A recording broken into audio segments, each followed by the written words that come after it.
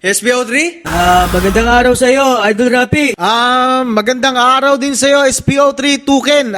Maaari ba naming malaman ang mga hakbang na ginawa nyo patungkol dito sa kasong ito?